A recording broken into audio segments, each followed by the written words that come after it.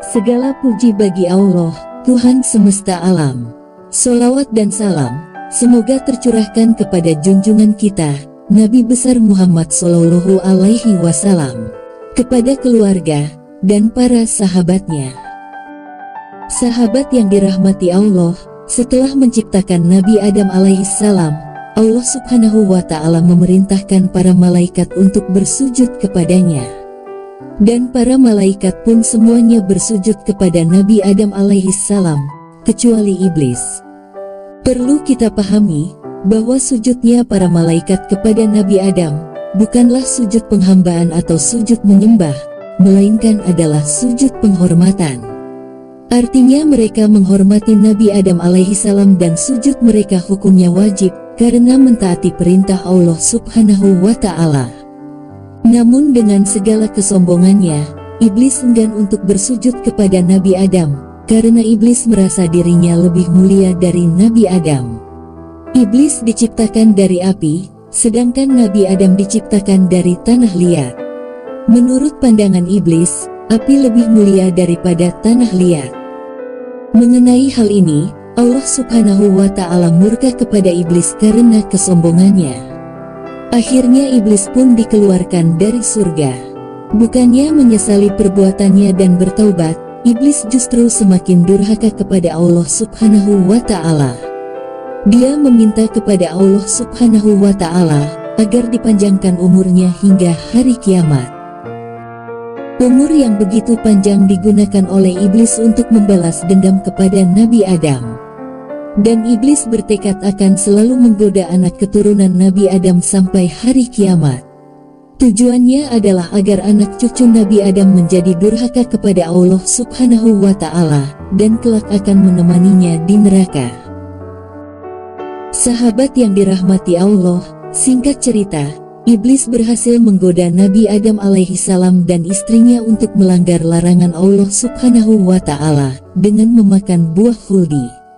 Di mana buah khuldi ini adalah buah yang dilarang oleh Allah subhanahu wa ta'ala, untuk didekati oleh Nabi Adam dan istrinya, apalagi sampai memakannya. Keduanya pun tergoda oleh iblis dan dikeluarkan dari surga, kemudian ditempatkan di bumi. Jika iblis dikeluarkan dari surga tidak membuatnya menyesal dan malah mengkambing hitamkan Nabi Adam. Sebaliknya Nabi Adam dan istrinya dikeluarkan dari surga, kemudian mereka bertaubat kepada Allah subhanahu wa ta'ala, dan menyesali segala kesalahannya. Oleh karena itu, kelak Nabi Adam dan istrinya akan kembali ke surga.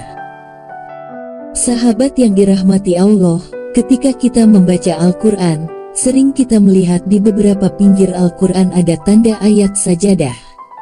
Jika kita membaca ayat sajadah tersebut, baik di dalam solat maupun di luar solat, baik solat sendirian ataupun menjadi imam solat, kemudian kita disunahkan untuk bersujud. Sujud ini dinamakan sujud tilawah. Selain bernilai ibadah, sujud tilawah kita tersebut akan membuat iblis menangis meraung-raung. Ini berdasarkan hadis dari Nabi Sallallahu Alaihi Wasallam, bahwa beliau bersabda yang artinya, apabila anak Adam membaca ayat sajadah lalu ia bersujud, maka setan menjauh seraya menangis. Ia berkata, celaka, anak Adam diperintahkan bersujud, lalu ia bersujud, maka baginya surga. Dan aku diperintahkan bersujud, aku enggan, maka aku mendapatkan neraka. Hadis riwayat Muslim. Begitu besarnya rahmat Allah subhanahu wa ta'ala, sehingga sekali sujud yang kita kerjakan, kelak akan dibalas dengan surga. Oleh karena itu, saat kita membaca Al-Quran, perhatikanlah ayat sajadah. Jika bacaan kita sampai di sana, maka bersujudlah, katakanlah dalam sujud tersebut, Allahumma gfirli, ya Allah, ampunilah aku. Sahabat yang dirahmati Allah, bagi kita umat Islam, bersujud merupakan hal yang luar biasa. Nabi Shallallahu Alaihi Wasallam pernah bersabda, berkaitan dengan keistimewaan bersujud. Keadaan paling dekat antara hamba dengan Tuhannya, ialah saat ia bersujud. Maka perbanyaklah berdoa. Oleh karena itu, Perbanyaklah bersujud dan perpanjanglah sujud kita. Dengan banyak doa di dalam sujud tersebut, saat itulah kita sedang dekat-dekatnya kepada Allah Subhanahu wa Ta'ala.